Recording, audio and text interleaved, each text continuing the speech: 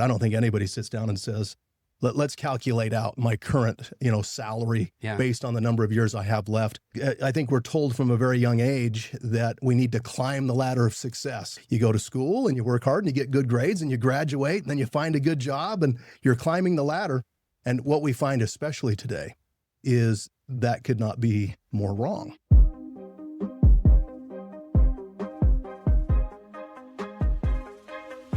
All right, welcome back to the Daily Mastermind.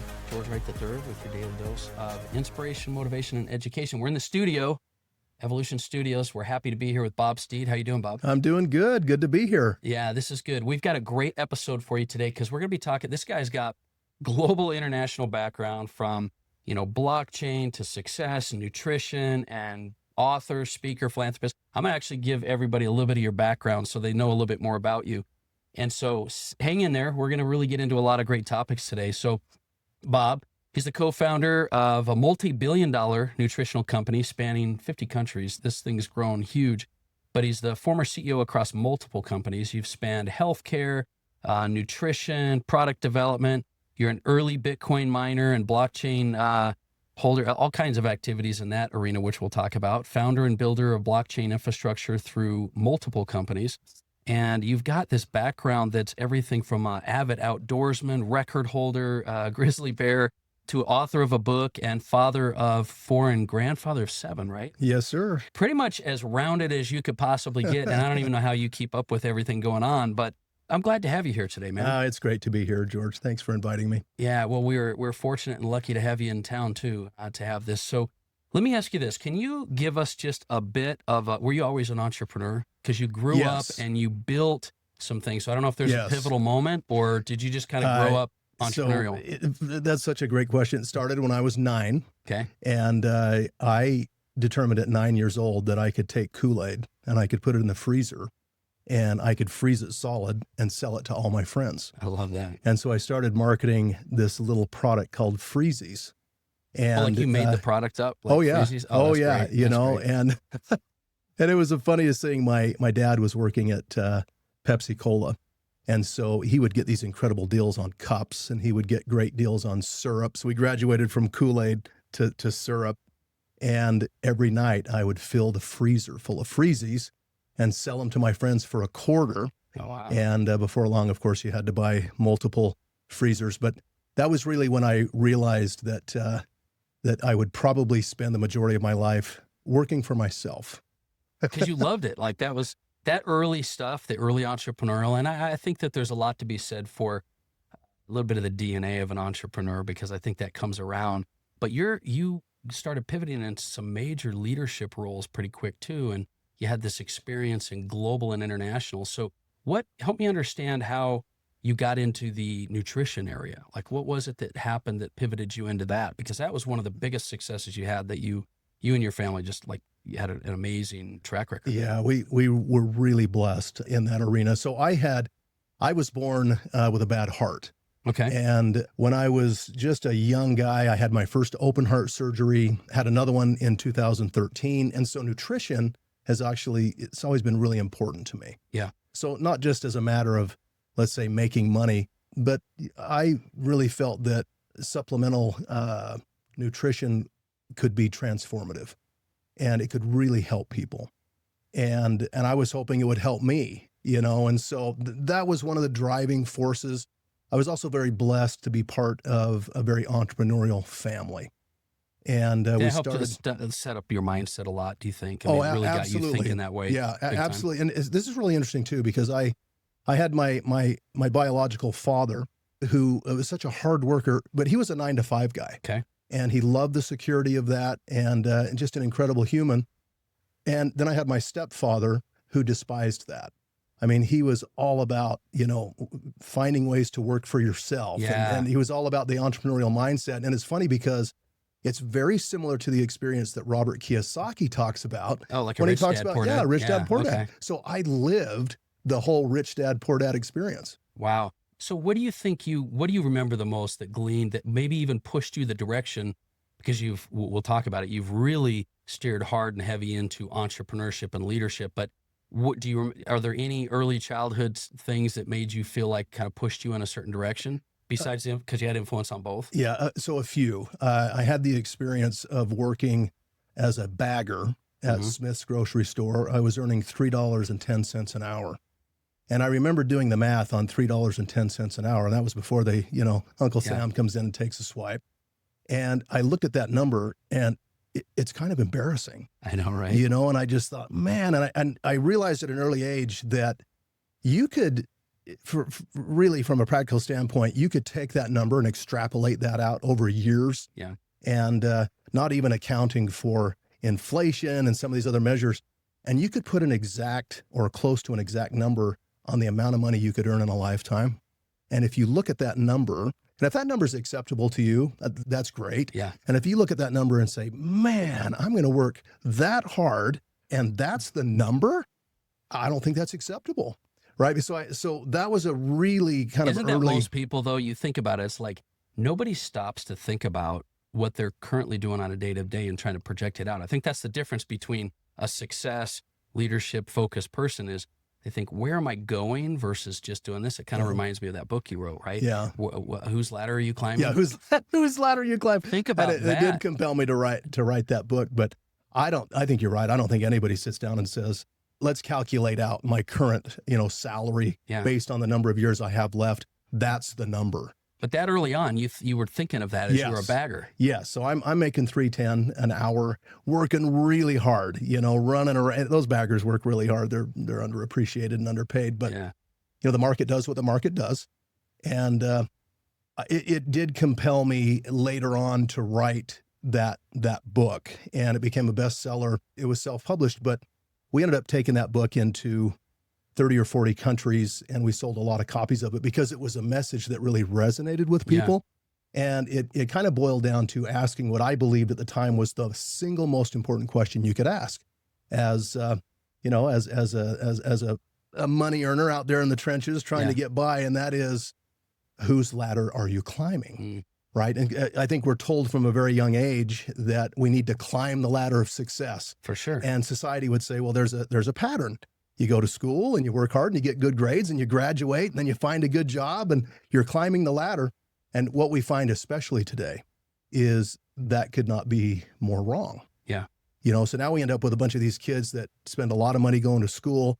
They end up with massive debt. Right. And they don't come near, they don't come close to getting the kind of job that's going to help them overcome that debt. And they certainly, in many cases, don't get the kind of job that's going to give them the lifestyle they thought they were going to get.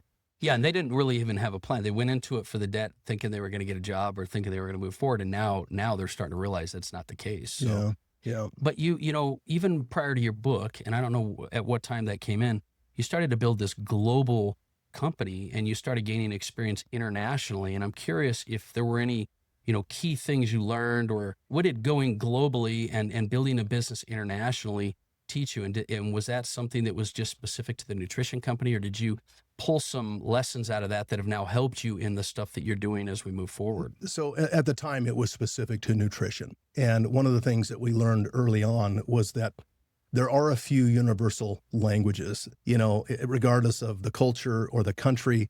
There are a few things that resonate with everyone everywhere. And one of the things that we recognized, and this is going to go back to the late 80s, we recognized that, and this is kind of shocking, actually. There were thousands and thousands of known cancer-causing agents that were prevalent in personal care products. These were the type of ingredients. Literally the stuff you're using every day. Yeah, so you're putting, well, and think about this. I mean, you go into the shower, hot water, the pores open. Then you dump these chemicals onto your head, onto your skin. Yeah. And it's not that we just theorize that these are cancer-causing chemicals. It has been proven over and over again. And we thought, this has got to be a mistake. It's got to be a mistake, right? Yeah. Because we had also been dealing with a lot of chemicals in the compound cleaning chemical industry and in that space. And what's very interesting is you could take the chemical composition of a carpet cleaner or a detergent, a dishwashing detergent, and you could compare it to a shampoo. And if you didn't see the name, you wouldn't know which was which. Yeah, you really couldn't tell. And, we just looked at that and said, that's a nightmare. Yeah. You know, and the American Cancer Society comes along and says, look, we're at a place where 1 in 3 men and women are going to, you know, develop cancer of some form in their lifetime. And then they would compare that to the turn of the century, 1 in 100. What's changed? And so we looked at it and said, well, we think one of the things that has changed, obviously the diet, you know, plays a big role, is we are dumping these chemicals unknowingly and unwittingly onto our skin, onto our hair, onto our bodies multiple times a day, right? I mean, we just started asking simple questions. And very thoroughly too. Like, yes, you're cleaning yourself really well with it. Wash, rinse, repeat, right? Yeah, so then we repeated the whole process. But nobody ever stopped to say, why is there aluminum in the deodorant? And what purpose does that serve? Well, it blocks the pore and keeps you, you know. Why is there alcohol in a mouthwash? We know that we know how alcohol works within the membranes of the mouth. Why is there fluoride in a toothpaste? And so we were asking these questions way back then. That's where it started. It started as a very specific niche, and we created a cassette tape called Cancer in Your Bathroom. Wow. You can only imagine how that resonated. Well, when we talk about universal language, that's what we're talking about. Got it. So it didn't matter if they were in Japan, Malaysia, Korea, Canada. That was a health message. And longevity and cancer as a problem. And correct. They looked at that and said, oh, so you're telling me I now have a choice, so I can buy these products. Now we've come kind of to a point where many products and brands, companies have understood that. And they've either been compelled by government changes to regulation, or they have on their own decided we shouldn't be putting sodium lauryl sulfate in the shampoo. We know it causes, illness. You know, we shouldn't be putting aluminum in. So some of those have, they've made that. Started to make modifications. They've made that modification. They've made that move. Some haven't, right? So, Well, awareness, it's interesting because it's kind of this focus started as a passion around health and fitness and things like that, which then you identified a problem. And the reason I bring this up for our audience is I think success leaves clues, right? And when you have something you're passionate about or you're interested in, you're pursuing, you're curious, and you find problems that solve the niche, this turned into a international, global, multi-billion-dollar business, right? So it's interesting, though, on a side note, so we've done events all over the world also when it comes to personal development. And, I've had events all over the world with Tony Robbins, Robert Kiyosaki, and others.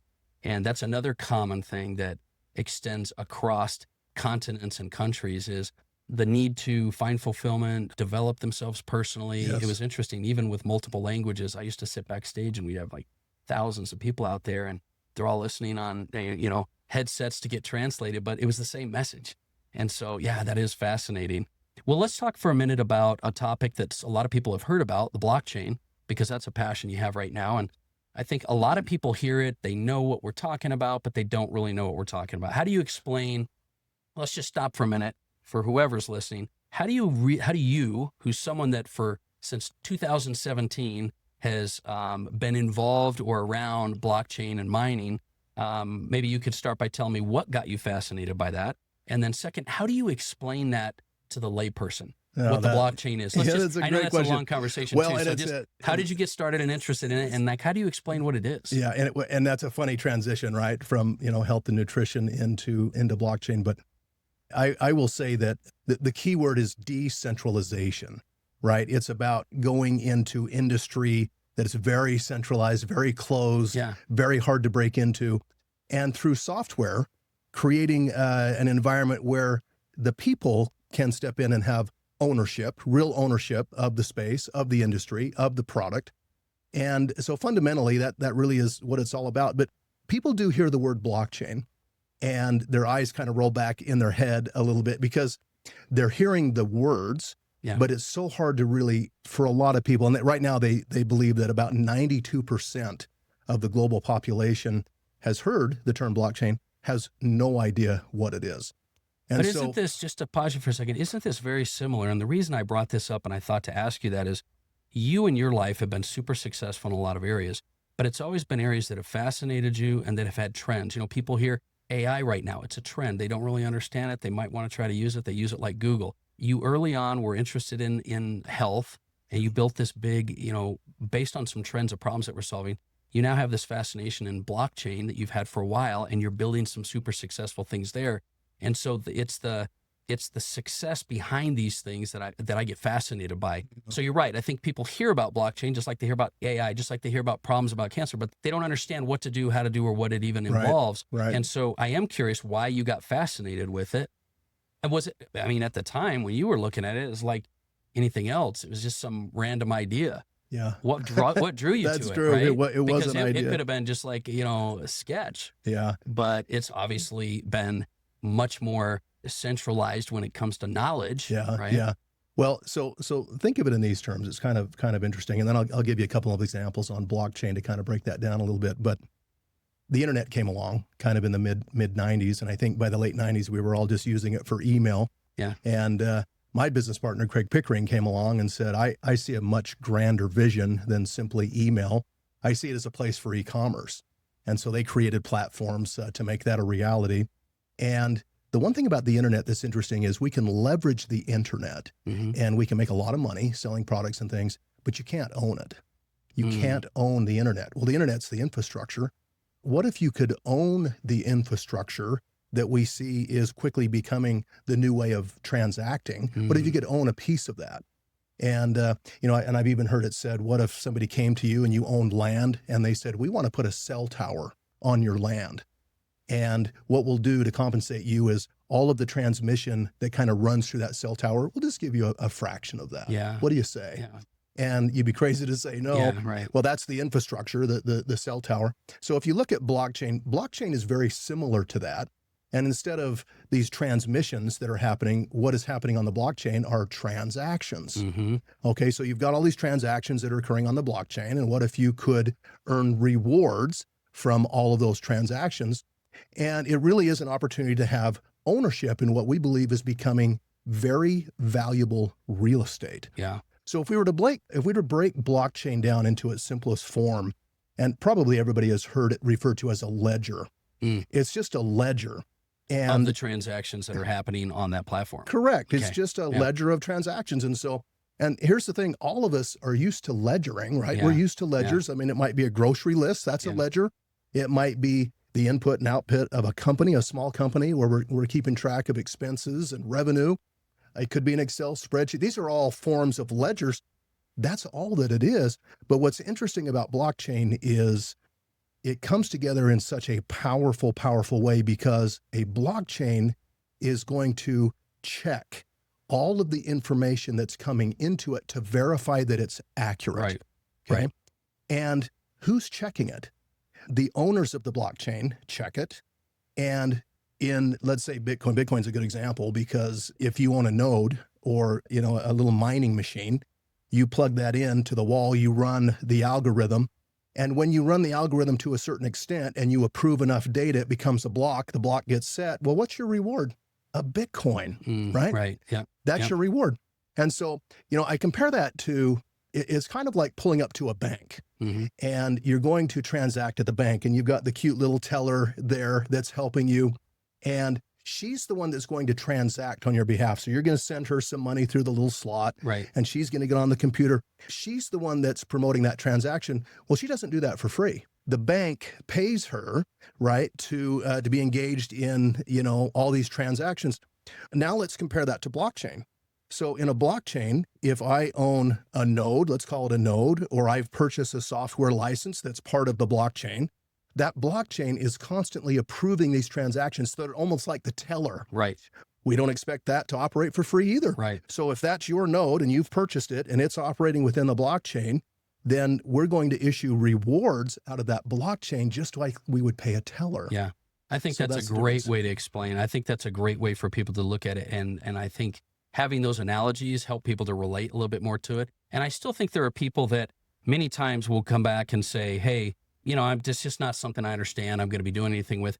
But to an extent, the blockchain is something, it's an infrastructure that's getting built that is going to affect everybody. And I'm curious, because I do want to ask you some other really important topics for the podcast today, but help maybe our listeners to understand how, whether you're involved with blockchain or not, like it is going to affect or influence your life. What are the types of things that it's starting to infiltrate when it comes to your day-to-day life? Yeah, it's just massive. And you know, you've probably had people sit behind this microphone and used hyperbolic words like this is a global shift and this is going to change the world and all of that. Blockchain is changing the world. It is. And it's not hyperbole. It just is. And when you have people like Ray Fink over there at BlackRock, and he's sitting on $13 trillion. And, you know, he's saying, look, everything that we know of will be transacted on a blockchain within a very short Yeah. period of time. Yeah. Well, people listen to that. Yeah. When JP Morgan steps up Yeah. and starts talking about how these transactions are starting to happen, it is a major shift. And so I tell people, listen, you can't be engaged quickly enough. You just can't. Yeah. You know, find a project that you love, find a project that has true utility. And look, and I'm just going to say this, I really caution people to get involved in any product or project where it's all about the digital currency. Yeah, right. It just Yeah. can't be. Yeah. Right. Yeah. It's like Yeah. me selling you $1 for Yeah. $1. Yeah. Right. Or in Yeah. this case, I'm gonna sell you Well, $1 there's for obviously 10. something deeper at the layer when it comes to this idea, the technology and everything. Yes. And, And that's the key, Yeah. right? That's the key. But understanding that, but also understanding the real value and where it is. yes. Like anything else. And we look at it and say that value should always be associated with real utility. Yeah. In other words, if I buy this product, is this product in alignment with a blockchain? Yeah. Is it providing an actual service that makes my life better? Yeah. And if the answer to that is yes, that could be a really great project. Yeah. But it's the way you think, right? So maybe this is a good opportunity to shift a little into the idea that I think people that identify opportunities, whether it was early on with health or whether it was blockchain or even other ventures and things you've done, the way you look at things, your mindset when it comes to leadership, what kind of lessons or what principles do you think are really important for an entrepreneur, business owner, or founder when it comes to being a leader, growing and innovating, or creating success in their life? For you, what are the most important characteristics of leadership I think when that it you comes feel to have led to your success, right? Yeah, it's such a great question. I think that I think from my perspective, a leader is someone who sees something in someone else that they don't see themselves. And I've always really loved and kind of held on to that. I believe in this concept of every interaction being either a positive energy interaction or a negative energy interaction. And I'm of the mindset that you can leave every person you meet better than you found them. And I just love that. And I love the fact that, you meet people. And I was talking with one of your colleagues earlier about just how important that energy is, because the one thing that we learned long ago is energy will never lie to you. Yeah. Right. Yeah. The energy never lies. And so if I bring a powerful energy into the room and I share that energy with everyone that I meet, it could be just a smile. Right. Yeah. Right. It could be a handshake, could be a touch on the elbow. Attention, some of whatever. yeah. Just this little extras. And it changes the energy.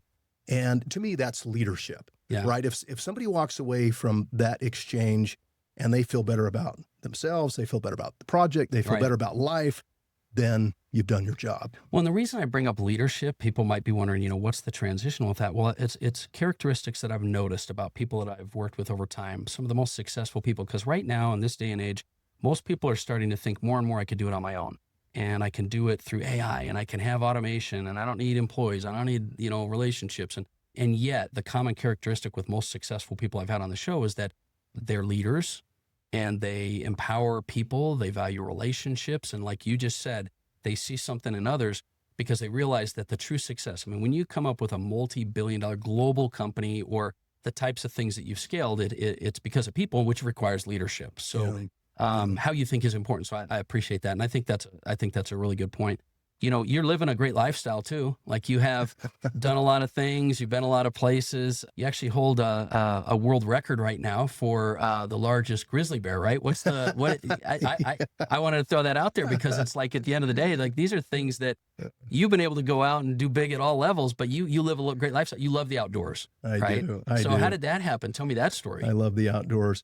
Well, I grew up hunting and fishing, and it was really in a space where, we hunted and fished because we wanted to eat. We didn't grow up in a wealthy environment, and we brought home the deer, we ate the deer. We brought home the elk, we ate the elk, and we've moved a little bit beyond that. But I love to hunt. I love the fact that hunting is such a great management tool.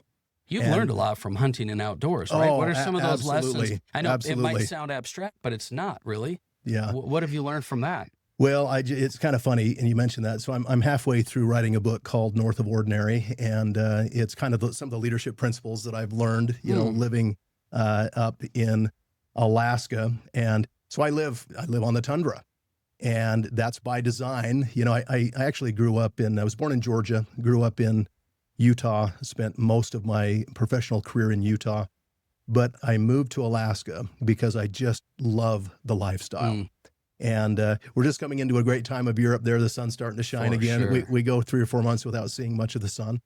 And so you earn your summers, and there's some of the most beautiful summers anywhere in the world, in my opinion. But I love, you do learn a lot about life, and you learn a lot about leadership and engaging with people sitting around that fire, Mm, you know, in the middle of nowhere. And it is a time certainly of self-reflection. I tell people, you know, the hardest thing you'll ever do is haul a moose through the muskeg 3 or 4 miles, you know, back to a vehicle. It's hard work, yeah. but it's also very rewarding because I grew up, and where I come from, I mean, you don't pull the trigger unless you've got a plan, you know, and you got a plan down to the very last hair on Mm, that animal. Everything gets used, everything gets, you know, utilized by someone in some way. And that's really important. No different, you know, and it was no different with that bear, right? And so we got up on this bear, and this guy that I was with was kind of a comedian, and this bear was about 100 yards away, and he said, I went to pull the trigger on this bear. He said, "Don't miss, or he'll be here in 6 seconds." oh my gosh, can you imagine? Because this big. How big is this bear? Like, how big is this thing? So it's a 10-foot bear, and Wow. which is a big bear as far as grizzly bear standards go. And yeah, we harvested that bear back in 2013, and yeah, I it mean, came this out is to be, a Safari Club International like world record. yes, and it measured out to be the new world Wow. record. So we were, and that's kind of luck of the draw, right? And Yeah. I tell people, listen, you got to put yourself in the place Yeah. to even have a Yeah, chance. it's funny you say that because luck it seems to happen to successful people a lot more than most people. Yes, So I would agree you with put that. yourself in the place. But I do love the outdoors. In fact, we've launched podcasts for a couple of people, and this topic comes back up. It comes up also when I talk to people from the military. Right, they've got areas of discipline and strategy that they apply to business and everything like that. Mhm. But the outdoors is great because you're right. You probably get so much more serenity, peace. Yes. You're away from the digital distractions. Yes. And I'm a big Ryan Holiday fan, and you know, silence is the key a lot of times, right? And Yeah. that's one of his 3 books. So That's funny you say that, because I've got a mantra when I'm in my car. I have something called "Ride in Silence." love it. And People don't like silence nowadays. Like they're like, I don't know if I can handle it. But it's one of the few places that you can have relative silence. Right. And so, you know, going back many years ago, I turned off the, you know, I'm a big rock and roll fan, but I would turn it off, and that ride in silence became a very powerful part of my day, right? Because I didn't have all that distraction. And so you could think about, you know, how are we going to solve these problems? And when it comes down to it, I mean, George, this entrepreneurial pursuit is all about one thing: solving problems. Yeah. It's interesting. And I also find that, especially with super successful people that have kind of been through the gambit, I'm curious how you view now going into the later part of your life legacy, because I think, you know, I talk a lot on the podcast about going from success to significance and, you know, unleashing your potential in business. But then ultimately it comes around to everyone comes around to where they want to create more purpose, passion, legacy. And now you got kids, you got grandkids. How do you view business different now? And yeah, some are going to say because you're super successful, but like, how do you view business now in the current marketplace where you're at with what you're doing when it comes to legacy? What are you trying to create, and what do you do differently in your business day to day? And is that a big priority for you? It is. You know, you've got 4 kids, and you want those kids to be proud of you. Yeah. And it's interesting because you do move into a place where, you know, when you're younger, you want your boss to be proud, and you want, Yes. but you do eventually come to a place where all that really matters is that those kids are proud of you. Yeah. Right. And you want your grandkids to be proud of you. And the rest of it is just noise. But I got really involved after we sold that nutrition company. I got really involved, was very blessed actually to be engaged in a lot of charity, and spent a lot of time in sub-Saharan Africa, you know, spent a lot of time in Southeast Asia and some of these other places. And the poverty that you see is so extreme. It's hard to describe, Yeah. actually, you know, and it just, I just remember being in places in Sudan and some of these other places, and it was so extreme. Mm. And you just, it is a bit of a reset too, right? Because then you come back to the United States of America, where we are so blessed. What do we have to complain about, right? We have so many opportunities, and I look around, I think even the least amongst us from an income standpoint is 20 times better than anything that you could see there. So that's a bit of a reset, but it does make you want to be really engaged in something that does outlive you, that is legacy-like. And that's one of the reasons, frankly, I quite like blockchain. But blockchain actually has the ability to bank the unbanked, something we don't even think about here in the U.S. But you go out to some of these other countries, these people are so poor, in many cases, they don't even know when they were born. They don't know how old they are, right? It's crazy to us to think, and because you don't have those statistics, try getting a bank account. And so I love blockchain because blockchain comes along and says, well, you don't need a bank account. You can become your own bank, But the drivers you have now for business, the market's changed. So the way you build business, the way you grow business for anyone now has changed. But also, how different is it for you when your drivers are more, legacy and purpose-based versus just chasing, the success? Do you feel it's any different for you? I like to ask that question of individuals. So it gets you out of bed. Right. And I've said that to a lot of my colleagues. What is it that's getting you out of bed? And you come to a place where you experienced a level of success and you've been very fortunate and very blessed. And so the next entrepreneurial pursuit, maybe can get you out of bed, maybe not, but the legacy discussion, right? And the good that you can do for these other people, that'll get you out of bed. So that for me right now, that's a big driver. And I think, like I said, blockchain is going to change the way that fundamentally works. Yeah, I think what people realize the more they, have their ups and downs with entrepreneurialism is that willpower, motivation, discipline, only gets you so far. And at some point, discipline gets you further than willpower and motivation. But legacy and purpose and stuff that gives you a little bit more drive gets you even further than that. So I totally agree with that. I think you're right. A good example of that is Craig Pickering. My business partner. He's been a good friend of mine for so many years, and he probably wouldn't even mind me saying I don't think there was a lot getting him out of bed. But when we launched this business with this blockchain, he's got some massive ambitions, massive ambitions. In fact, I'm looking at him and going, wow, I need to learn a thing or two from this guy. To stretch you. And I love that. But that's what's getting him out of bed after many years, I think, of not really having a reason, because he had, quote unquote, made it, right? Yeah. He'd made it. I think that's what drives us. Cool. I appreciate you being here, man. This has been good. Yeah. It's been very helpful. And, great. a lot of times I tell people, especially if you're listening to this episode, it's how successful people think. It's the way they do things that's more important than necessarily the specifics. And so, if you're listening to this episode, I appreciate you being here. Make sure you share the episode.